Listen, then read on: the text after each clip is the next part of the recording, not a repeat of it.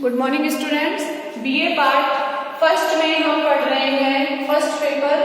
Topic है हमारा राजनीति विज्ञान का अन्य समाज विज्ञानों के साथ संबंध।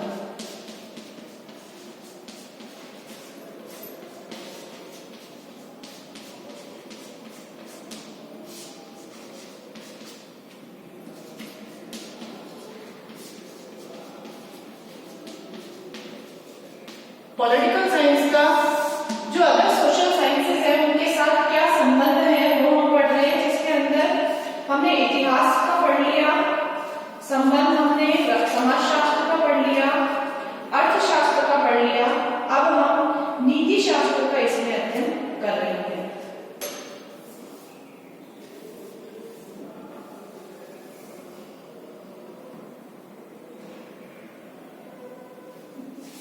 नीति शास्त्र के अंतर्गत नीति शास्त्र की राजनीति शास्त्र को दें कि नीति शास्त्र ने राजनीति विज्ञान को क्या दिया है।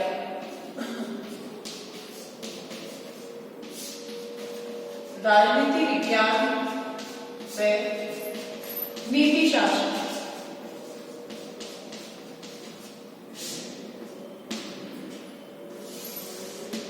ये हम पढ़ रहे हैं। तो सबसे पहले हम पढ़ेंगे नीति शास्त्र की राजनीति शास्त्र को दें।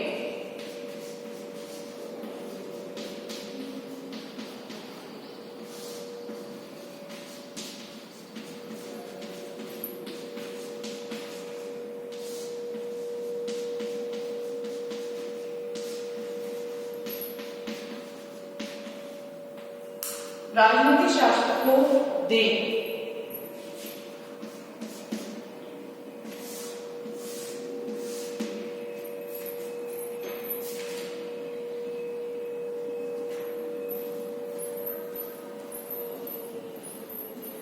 नीति शास्त्र ने राजनीति विज्ञान को क्या क्या दिया है, कौन कौन से विषय दिए हैं, कौन कौन से टॉपिक्स दिए हैं।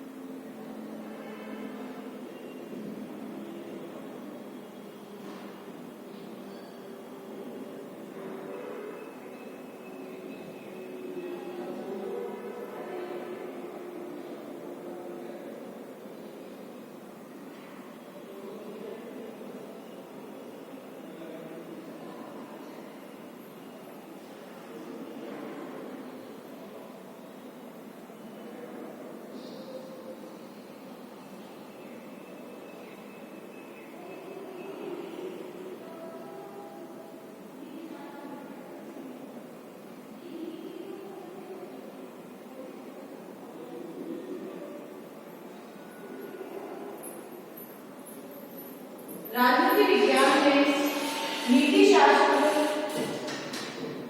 ने राजनीति विज्ञान को जो सबसे महत्वपूर्ण देन दी है वो है इसके अंतर्गत राजनीति के अनेक प्राचीन लेखकों ने राज्य को एक नैतिक संस्था माना है, यानी राजनीति की नीति शास्त्र पर निर्भरता सबसे पहला इसमें पॉइंट है।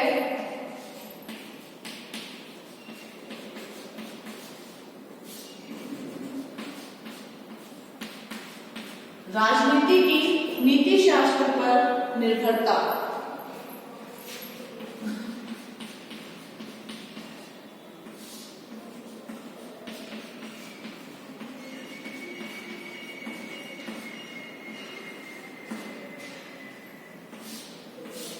और वो किस तरह से निर्भर रहती है राजनीति विज्ञान नीति शास्त्र पर कि पॉलिटिकल साइंस के अनेक जो लेखक है, राइटर्स हैं, उन्होंने राज्य को एक नैतिक संस्था माना है जिसका उद्देश्य मनुष्य का अधिक से अधिक कल्याण करना है।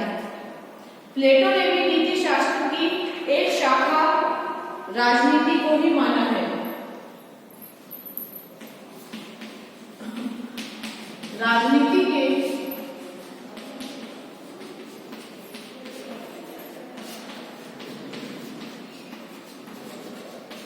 अनेक लेखकों ने, अनेक जो लेखक हैं उन्होंने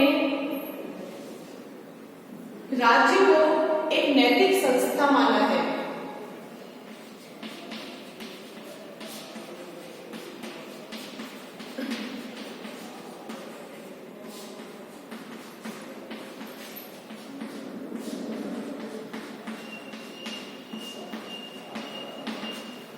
नीति शास्त्र के अंतर्गत हम किस चीज का अध्ययन करते हैं कि आचार विचार, नैतिकता, प्रेम, सौहार्द, करुणा, यानी मूल्यों का, वैल्यूज का हम अध्ययन करते हैं नीति शास्त्र के अंदर। और इसीलिए राज्य को भी कई पॉलिटिकल साइंस के ऐसे विचारक हैं जिन्होंने राज्य को भी एक नैतिक संस्था माना है जिसमें नीति शास्त्र के गुण पाए जाते हैं, जिसका उद्देश्य जो है मनुष्य का अधिक से अधिक कल्याण करना है।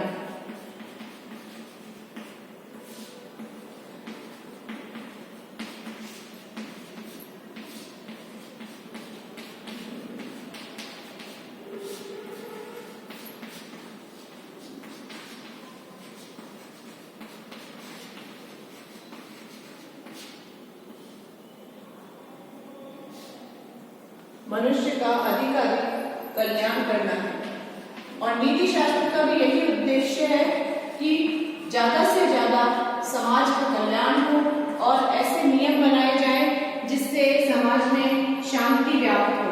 प्लेटो जैसे राजनीतिक विचारक ने भी राजनीति को नीति शास्त्र की ही एक शाखा माना है।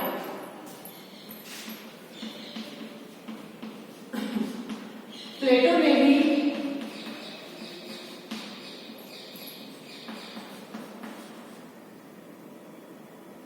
राजनीति को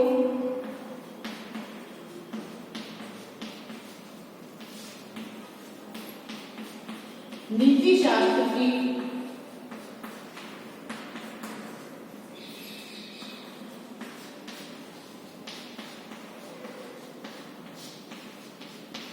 शाखा माना, क्योंकि राजनीति के अंदर भी नैतिकता का समावेश होना चाहिए। जब तक राजनीति के अंदर नैतिकता नहीं होगी तब तक वो जनता का ज्यादा से ज्यादा कल्याण नहीं करेगी। नीति पर आधारित जो राजनीति होती है वही जनता का कल्याण करने में सक्षम होती है।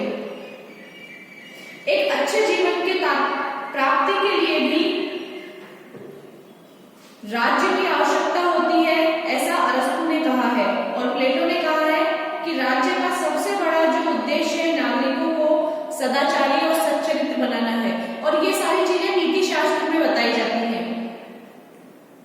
अरस्तु ने सद्जीवन से उसका तात्पर्य था कि नैतिक जीवन, राज्य के द्वारा एक नैतिक जीवन के लक्ष्य की प्राप्ति नीति शास्त्र की सहायता से की जा सकती है। राज्य के द्वारा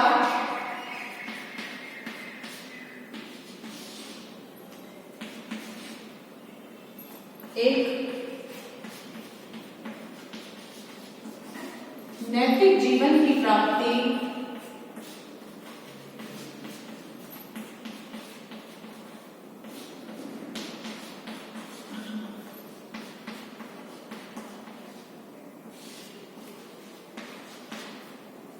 नीति शास्त्र के द्वारा ही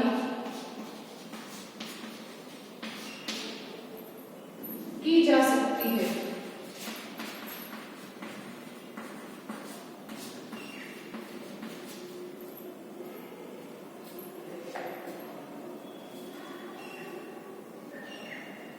इस प्रकार से हम कह सकते हैं कि नीति शास्त्र जो है वो राजनीतिक व्यवहार को उसका स्तर तथा उद्देश्य प्रदान करता है कि राजनीति के अंदर अगर नीति होगी, नैतिकता होगी, नीति शास्त्र होगा तो राजनीति बहुत अच्छी बन जाएगी। और नैतिकता विहीन जो राजनीति होगी वो उसके उस स्तर को गिरा देगी। तो राजनीति का जो स्तर है वो नीति शास्त्र से ही डिसाइड होता है। एक अच्छा राजनीतिक व्यवहार जो है वो नीति शास्त्र ही देता है। अतः हम कह सकते हैं कि नीति शास्त्र जो है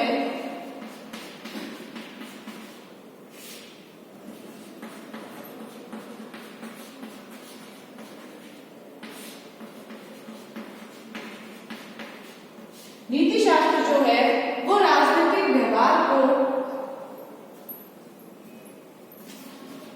उसका स्तर व उद्देश्य प्रदान करता है।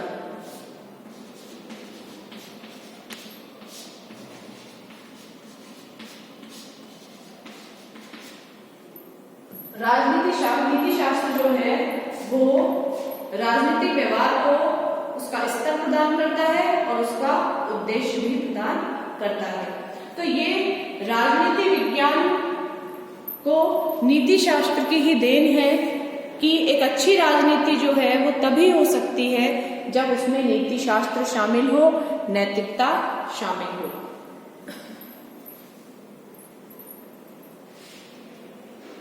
दूसरी जो चीज मिलती है नीति शास्त्र से वो है कानून नैतिक मान्यताओं पर आधारित।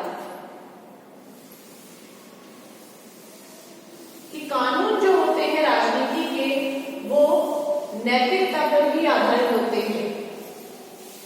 कभी आपने ऐसा कानून देखा है जिसमें मानव का कल्याण नहीं हो? ऐसा कोई लॉ नहीं बना हुआ जिसमें मनुष्य का कोई फायदा नहीं हो, ऐसा कल्याण नहीं हो, ऐसे कानून बनाए ही नहीं जाते। कानून हमेशा वैल्यूज को देखकर, मूल्यों को देखकर बनाए जाते हैं, नैतिकता को देखकर बनाए जाते हैं। तो दूसरा है इसमें कानूनों का निर्माण नैतिक मान्यताओं पर आधारित। कानून जो है वो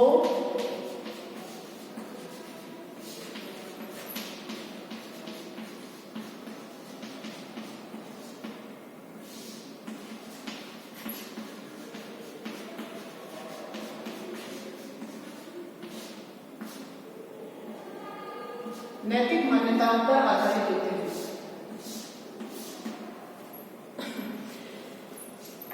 एक और रूप में नीति विषयक जो विचार है वो राजनीति को प्रभावित करते हैं कि राज्य जो कानून निर्माण के आधार पर कार्य करता है, उन कानूनों का निर्माण जो है वो नैतिक मान्यताओं के आधार पर किया जाता है। राज्य जो है वो कानून निर्माण के आधार पर कार्य करता है और कानूनों का निर्माण नैतिकता के आधार पर होता है। पहला है राज्य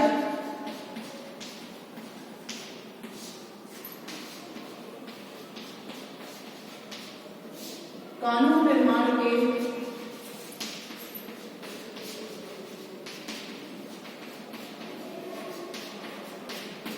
कार्य के आधार पर कार्य करता है और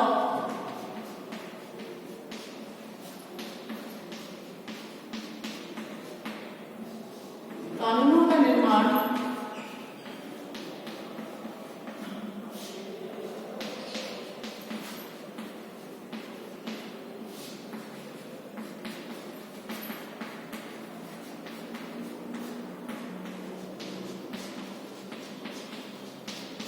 नैतिकता के आधार पर होता है। यानी कानून जो होते हैं उनके आधार पर राज्य काम करता है, राज्य कानूनों का निर्माण करता है और वो सारे जो कानून हैं वो नीति शास्त्र यानी कि नैतिकता के ऊपर आधारित माने जाते हैं।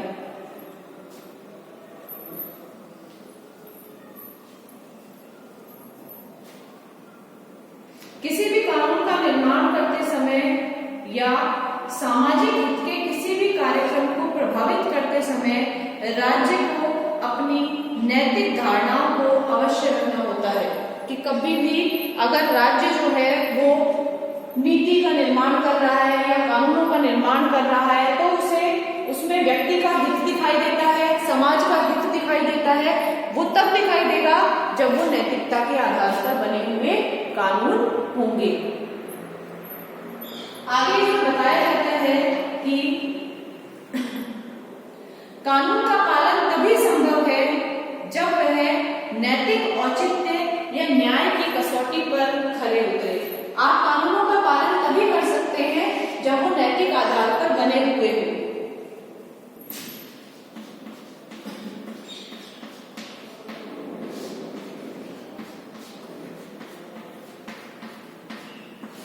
कानूनों का पालन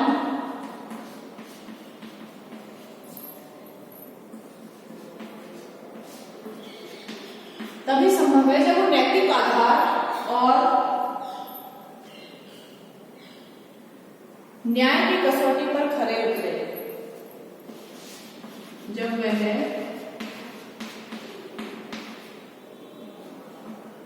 नैतिक औचित्य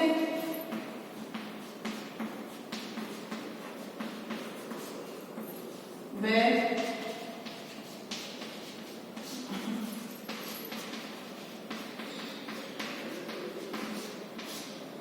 न्याय की कसौटी पर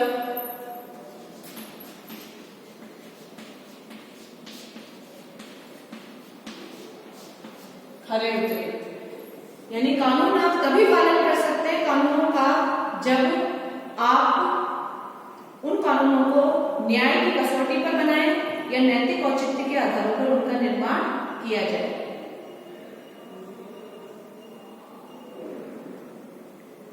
नीति विषयक विचारों का जो सबसे अच्छा उदाहरण हमारे संविधान के अंदर दिया जाता है वो है नीति निर्देशक तत्व।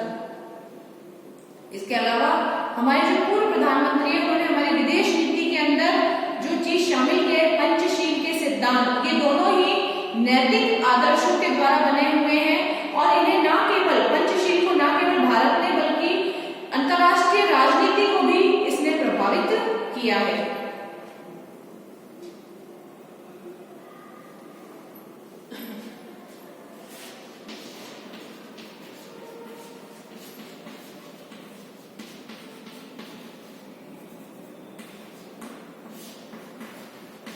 नीति विषयक विचार जो है वो विभिन्न देशों के संविधानों को प्रभावित करते हैं।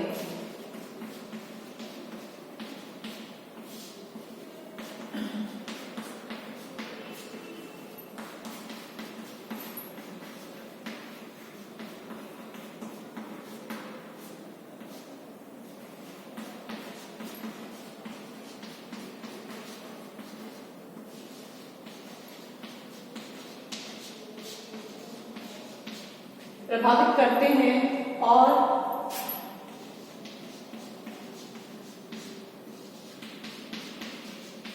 आयरलैंड तथा भारत के संविधान में जो नीति निर्देशक तत्व है, नीति निर्देशक तत्व जो भारतीय संविधान में ग्रहण किए हैं वो आयरलैंड के संविधान से ही लिए हैं। आयरलैंड में भारतीय संविधान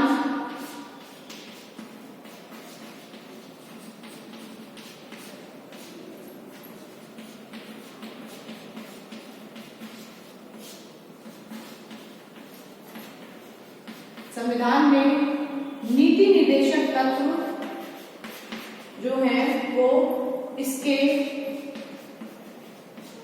सर्वोत्तम उदाहरण है।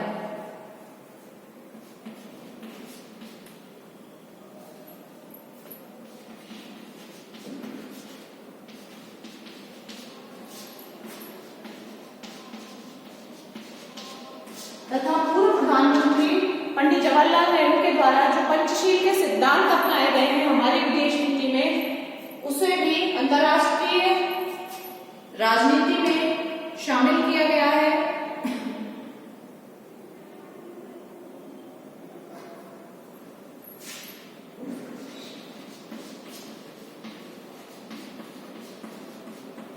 पूर्व प्रधानमंत्री नेहरू जी द्वारा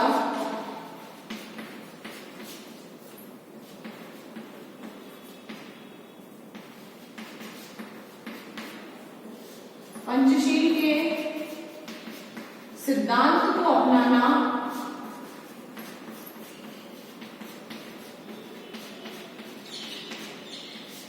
अंतर्राष्ट्रीय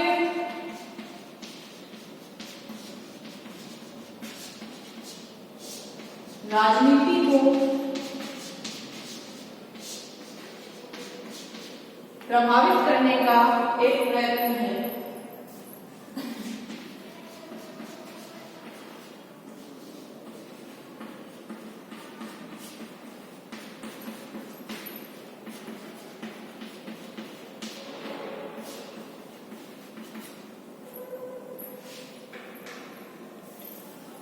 तो ये जो है नीति शास्त्र की राजनीति विज्ञान को देन है कि राजनीति विज्ञान ने नीति शास्त्र को क्या क्या दिया है।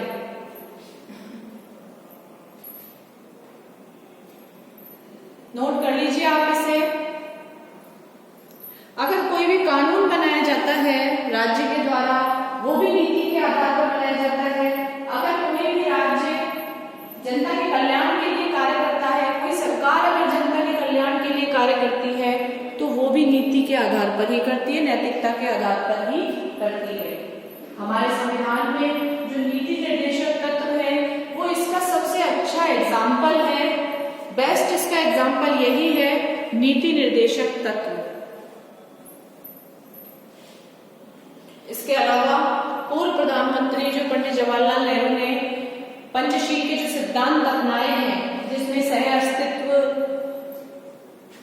और उसके अंदर अनाक्रमण, किसी दूसरे देश के ऊपर आक्रमण नहीं करना, मैत्रीपूर्ण संबंध निभाना, तो ये सारी चीजें जो हैं वो पंचशील के सिद्धांतों के अंतर्गत शामिल की गई है। इसके बाद में दूसरा जो टॉपिक आता है वो है कि राजनीति शास्त्र की नीति शास्त्र को दे। भाई नीति शास्त्र ने तो राजनीति शास्त्र को ये सब दिया है, लेकिन राजनीति शास्त्र ने नीति शास्त्र को क्या दिया है, क्या वो नीति शास्त्र ने ग्रहण किया है राजनीति शास्त्र से, वो हम पढ़ेंगे।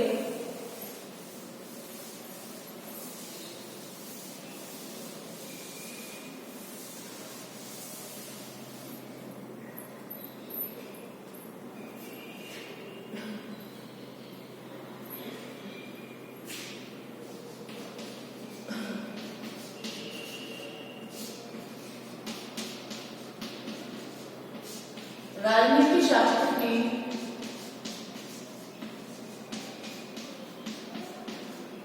नीति शास्त्र को देन।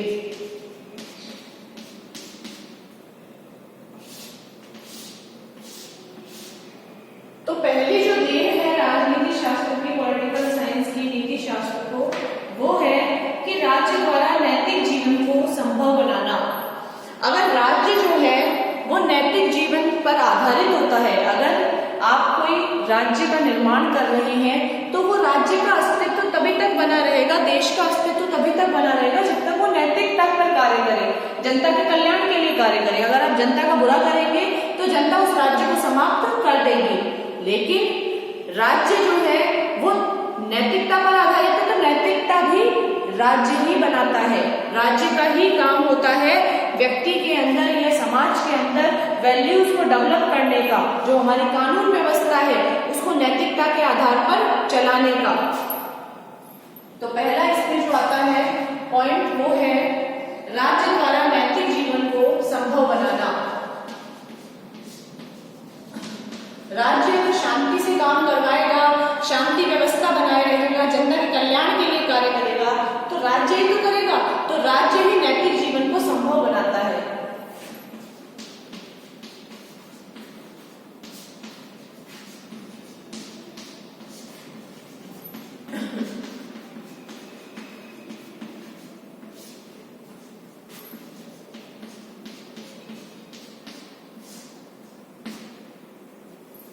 राज्य द्वारा नैतिक जीवन को संभव बनाना। नीति शास्त्र मनुष्यों को सद आचरण की शिक्षा देता है, लेकिन समाज के सभी मनुष्यों पर इन शिक्षाओं का वांछित प्रभाव नहीं पड़ता है। और इन पर सभी पर क्यों नहीं पड़ता है? हम सीखते तो बहुत है कि नैतिकता क्या है, लेकिन हर व्यक्ति नैतिक नहीं बनता है जब तक उसके ऊपर प्रेशर नहीं हो। तो प्रेशर किसका होता है? राज्य का। राजनीति शास्त्र उस व्यवहारिक वातावरण और परिस्थितियों को जन्म देता है जिससे कि समाज के सभी मनुष्य नैतिक जीवन व्यतीत कर सके।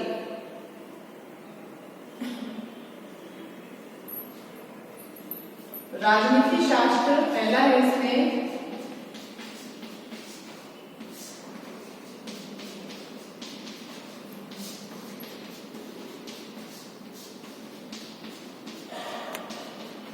राजनीति शास्त्र सभी मनुष्यों को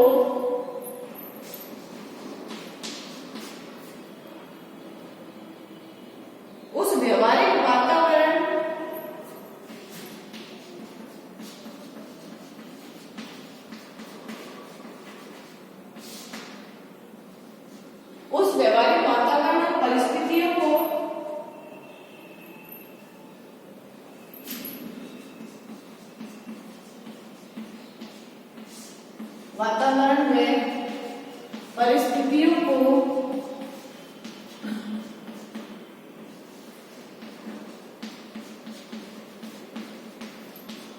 जन्म देने का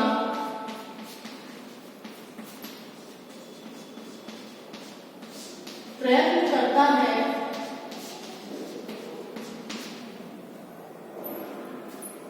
जिसमें कि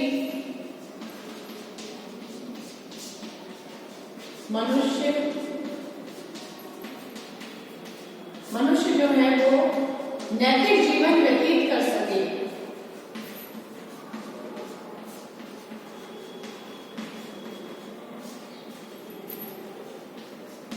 अगर एक व्यक्ति चोरी करता है और एक व्यक्ति चोरी नहीं करता है, तो चोरी नहीं करना जो है वो नैतिकता है और चोरी करना नैतिकता नहीं है। लेकिन इस नैतिकता को जानते सभी है, लेकिन पालन नहीं करता। पालन करवाने का काम किसका है? राज्य का, कि वो चोर को पकड़ ले और जो चोरी नहीं करता उसे खुले वातावरण में रहने दे, अच्छे वातावरण में रहने दे। तो राज्य ही उन परिस्थितियों का निर्माण करता है जिसमें कि सारे मनुष्य जो है वो नैतिक जीवन व्यतीत कर सके, अच्छे से रह सके, जिससे कि समाज के सभी मनुष्य जो हैं वो नैतिक तरीके से रह सके। राज्य शांति व्यवस्था और सुरक्षा की स्थापना करता है और समाज विरोधी व्यक्तियों के अनाचार से सामाजिक व्यक्तियों के हितों की रक्षा करता है। यानी अच्छे व्यक्तियों की रक्षा करता है वो समाज विरोधी व्यक्तियों से। यदि राज्य ये काम नहीं करे, ऐसे वातावरण का निर्माण नहीं करे, तो नैतिक जीवन बिताना असंभव हो जाएगा। राज्य जो है वो राज्य विरोधी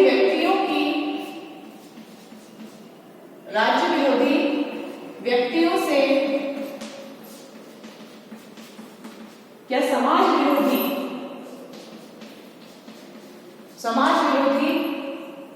व्यक्तियों से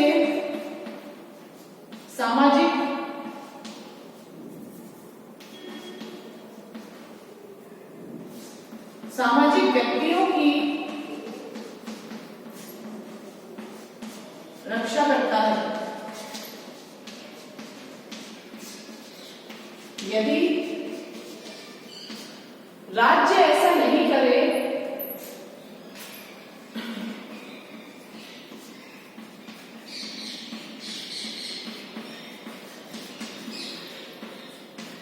तो समाज में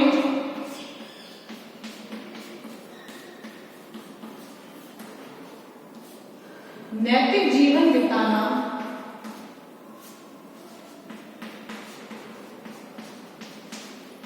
असंभव हो जाए।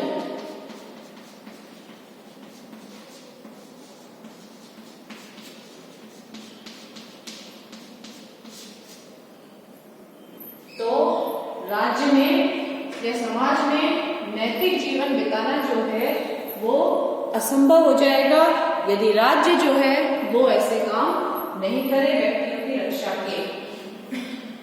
इस प्रकार राजनीति शास्त्र उसकी प्रमुख संस्था राज्य जो है वो नीति शास्त्र के लक्ष्य को प्राप्त करने में सहायता करते हैं। राजनीति शास्त्र वह इसकी संस्था राज्य जो है